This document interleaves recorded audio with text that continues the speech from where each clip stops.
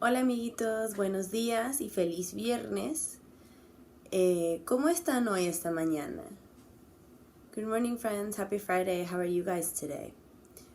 Hoy, ¿cómo está el clima hoy? Para ustedes. How is the weather for you guys today? Para mí está lloviendo afuera ahorita y hace frío. Right now, in Lee Summit, it's raining and it's very cold. How about you guys? Hoy les voy a leer un cuento de la historia de Curious George. ¿Ok, amiguitos? Y esta historia se llama, este cuento, se llama Curious George Takes a Job. I'm going to read you a story from Curious George. This is George. He lived in the zoo. He was a good little monkey and always very curious. He wanted to find out what was going on outside the zoo.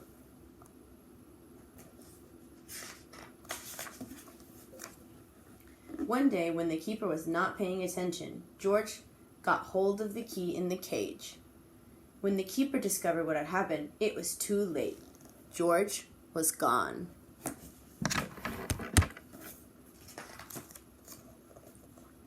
Where was George? They looked for him everywhere, but they could not find him. Can you find George?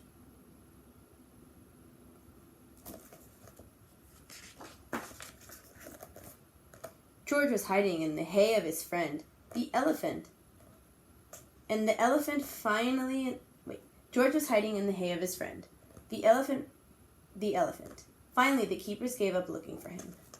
George found a nice cozy spot to sleep under the elephant's right ear, and the next morning, before the zoo opened, he got away safely.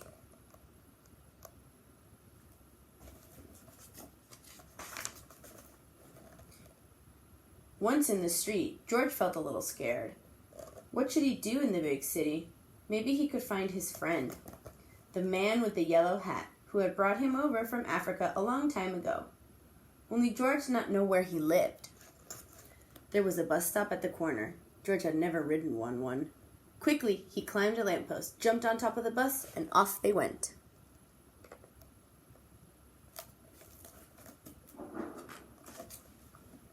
Now they were right of the town.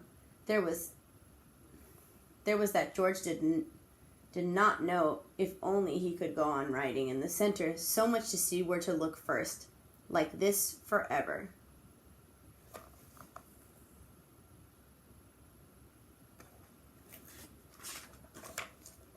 But after a while, George got tired and a little dizzy. When the bus slowed down to turn into a side street, George jumped off. There was a restaurant right in front of him. Something smelled good. Suddenly, George felt very hungry. The kitchen door stood open, and George walked in. On the table was a big pot. Of course, George was curious. He had to find out what was in it.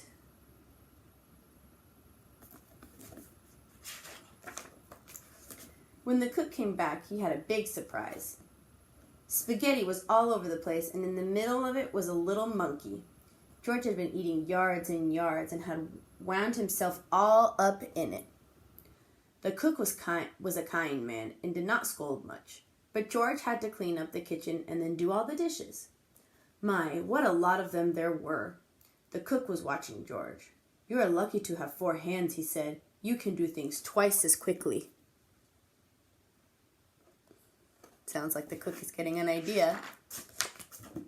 "I have a friend who could use a handy little fellow like you to wash windows. If you would like to, I will take you over to him." So they went down into the subway and took an uptown train to the cook's friend, who was an elevator man in a skyscraper. "Sure, I can use you," the elevator man said to George.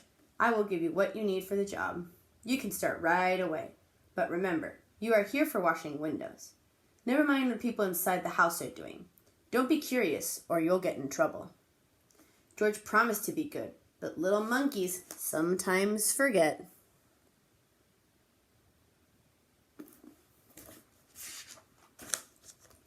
George was ready to start. My, how many windows there were.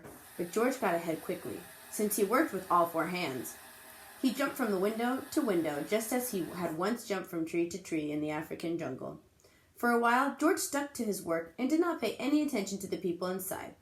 Of course he was curious, but he remembered his promise. He promised he wouldn't be curious, even though his name is Curious George. In one room, a little boy was crying because he did not want to eat his spinach. George did not even look, but went right on with his work. In another room, a man was taking a nap and snoring. George was sorry it was not his friend, the man with the yellow hat. He listened to the funny noise for a while, then went